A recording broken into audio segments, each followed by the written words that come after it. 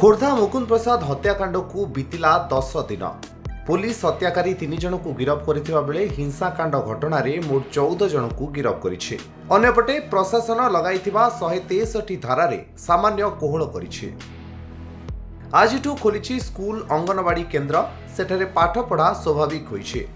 बर्तमान काली स्कूल खोलिला, अंगनवाड़ी खोलिला, बर्तमान दुकान बजार सब किसी बंद अच्छी। आम खाइबा बहुत असुविधा हो, सौदा पत्र तो मिलूनी ना, चलू केमी दुकान तो सब बंद, चलू केमतिका।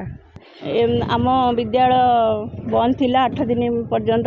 बर्तमान विद्यालय खोला है, काली ठारू खोला होला परे आमर पिला माने काली बहुत कम आसथिले, तापरे तांको वॉइस मेसेज देलारु आज बहुत पिला आछंती।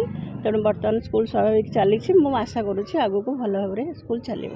163 जारी रही एठी एक वार्ड नंबर 1, 2, 3, 21, 22 नंबर वार्ड 5टी जाक वार्डर अंगनवाड़ी केन्द्र, स्कूल, कॉलेज सब बंद थिला। बर्तमान 2 तारिख ठारू आमर एठी सब खोला है, किंतु कॉलेज खोला है नहीं।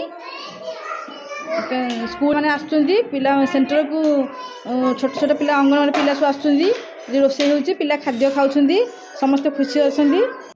किंतु एबे भी दुकान बजार और सरकारी बेसरकारी शिक्षानुष्ठान और प्रतिष्ठान बंद रही। से सबु खोलिले स्थिति स्वाभाविक हेबो बोली स्थानीय बासिंदा कहिसेंते।